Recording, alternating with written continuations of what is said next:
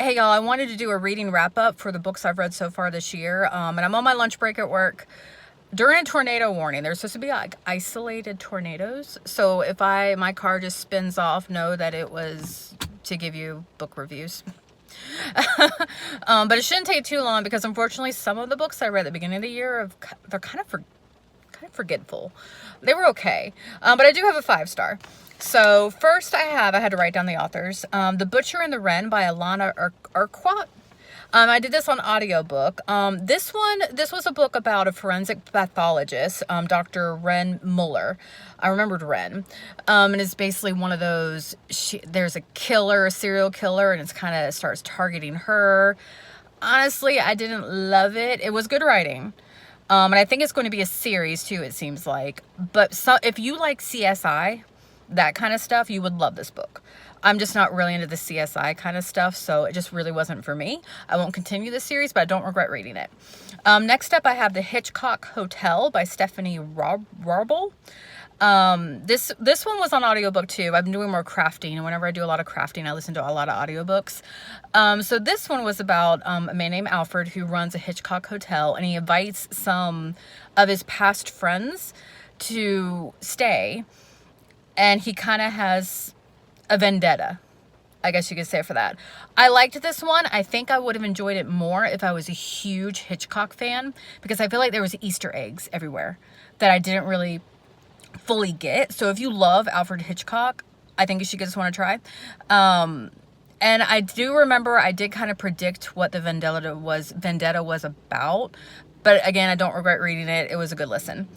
Then next up, I have Death Day by Robert Neville. I love Robert Neville. This wasn't my favorite one by him, but this was just the 80s. You have like torture porn of a witch at the beginning. I remember that. And then these guys go to dig up a grave, and they find this amulet kind of thing. And then you have zombies, and it's one of those that would make a good 80s trash horror film. So if you like gore and zombies and honestly a good humor, like it's centered around the sheriff of the town. It's not a big town, and he basically has to fight these everybody starts going, zombie like. And I don't want to give that away, but it's funny too. So if you like a quick 80s trashy horror kind of thing, it was a good read. And that cover, hopefully you could see it. That was a good read. And then we have my 5-star. So I waited till September for this freaking book on my Libby app. But Libby alerted me that my library got a physical copy of it, and I still had to wait. I was on a wait list for 2 of them. Still till like September. Incidents Around the House by Josh Malerman.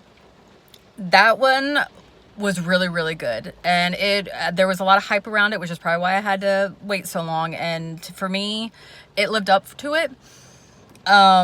This is about a girl. You're following a little girl who is, and word of warning, I got the physical book. When you read it, it's kind of written from Bella's point of view. Give it like 30 to 50 pages. At first I was like, I don't know if I can read this. Is this worth it? But I think about 30 pages in, I got used to it. So she lives with her mom and daddo. And then she's also seen, there's other mommy that lives in her closet. And what's that phrase? I wrote it down because other mommy keeps asking her, can I go inside your heart? I wanted to word it correctly because we all know what can I go inside your heart means from something coming from the closet. Somebody's trying to possess this one. And I will do a little minor spoiler, because I think that's really what set this book apart for me, was that it wasn't like the whole book it's going through the parents, her trying to get her parents to believe her. This one, it's her mom actually sees it, and they go on the run from this thing, and it's following them. So that's what's bringing the creepy horror, because the mom seeing it was creepy. And I like creepy. So that was a memorable, creepy moment. And I think that's what set it apart is, as this entity is following them, you also see most of those, it's like the family has to band together to defeat blah, blah, blah. But you see some problems in the family and how it's very psychological. like it's affecting Bella and how she sees it and this other entity. Especially if you're parents, which fortunately I'm not, but like if you're parents of divorce through a bad divorce, or parents just not getting along.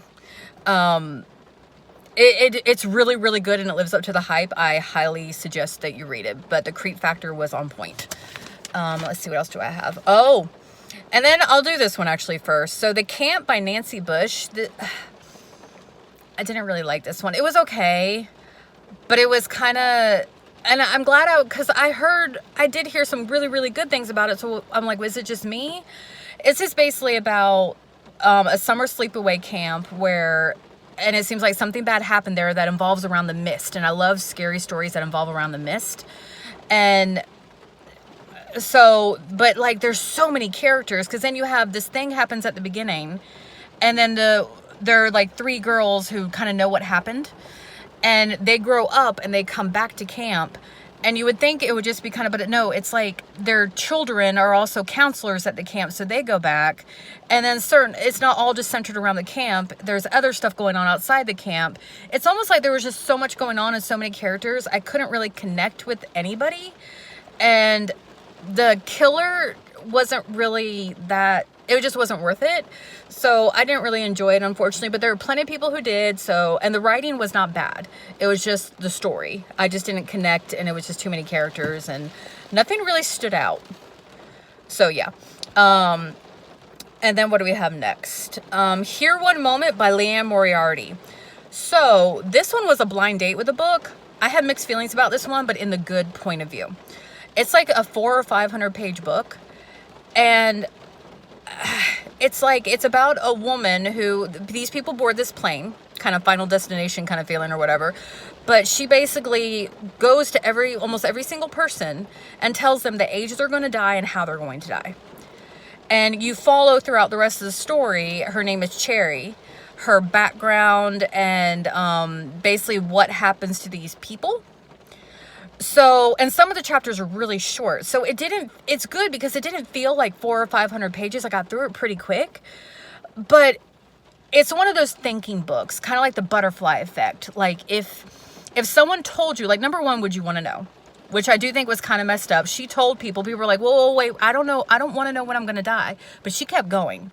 She kept telling them, like, no, you're going to die of old age. You're going to self-harm.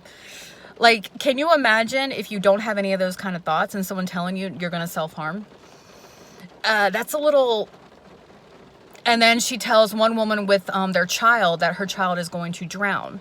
So it's whole fate. Like, do you believe in fate? Is, Terminator 2, the fate is not set. Like her telling her that her child is going to drown, she goes off and gets swimming lessons, so maybe he won't drown anymore. It's one of those books that makes you think. So, and it was very well written. So if you like that kind of thing, give it a shot. Like I said, it didn't feel as long as it was, but if a book is good, I could get through it pretty quick. Up next, we have Centralia. And this is multiple authors. So if y'all have never heard of Centralia, look it up. It's actually a real place I watched a documentary on it and everything, about a town, a fire started. I think it was a mining community, and the town, it caught fire. And apparently still to this day, the fire is still going under the town. So you'll see smoke come up. And this is just short stories they all connect about what's going on around Centralia. Because some people say, and I don't know if this is true, Silent Hill is based on Centralia. I don't know if that's true. But it's pretty much deserted now. They actually paid people to leave because of, carbon monoxide poisoning. But the documentary I watched, there was like one person left there, or one or two, and he really did not want to leave. Am I crooked? I'm sorry, my arm's getting tired. But yeah, so that one, there was only maybe like, as most of these kind of books, there are certain stories that were better than others. I think the first one stood out the most to me. But it was worth it, but that's mainly because I'm a big fan of the Centralia, anything to do with Centralia, and the cover was amazing. Let's see, what else do I have next? Chosen by Ted Decker. This is a YA fantasy. And this was another blind date with a book. This was another one. I don't know if I'll continue this series. It was cute. This is basically like, they're called, what are they called? The Horde. Like, apparently these people got like diseased faces and stuff, the Horde. And if there's people who, I'm doing a terrible job at this. I'm still getting used to YA fantasy. So yeah, the Horde, it's like if you survived you have to drink water. Apparently these people live in the forest and they look normal. But unless they drink certain water, they will turn out like the Horde. And the Horde is basically trying to destroy them. And they lowered the age because they're outnumbered to people who can join their little army, from like 16 to 16 years old. So you're following 4 characters who have to go on this mission to kind of prove themselves or whatever. And along the way they run into obviously some trouble, and to me, yeah, it was okay. Sorry, I'm doing a bad job explaining this, but I think it's because I don't know how I feel about it. It was cute, and there were these little creatures, I don't remember their name, what they were called, but that were absolutely adorable. Like, if they made a movie about this, I would want to see those cute little creatures. But they helped out our main characters. And the main characters, I liked them, but I kind of feel like certain things were rushed, I think is what it was. Like, all of a sudden, they were okay with this, and this happened. One of those kind of, but what was memorable, hang on, it's kind of a spoiler. Not really. There was something with creatures at the end with a library, like, a skeleton. That was cool. There was a creepy moment that I did appreciate because I like my creepy. Hang on, I have two more, and I'm gonna finish off with another 5-star. I did have 2 5-stars. The other one is a 5-star, but I want to talk about that one and another one actually, because I have a question for y'all. So this next one, The House Next Door by Anne Sedan. Number 1, a great writer. She had a very beautiful way of writing. So this is about, I like this concept. This is told from the point of view of the house next door to the house. There's something wrong with this house. It's haunted, but it's being told from her name is Colquitt and Walter. They're a married couple, no children. They don't want any kids. You know, they live in this nice upscale neighborhood, and then this house gets built, and every family that moves in there, something happens to them, and it's not good.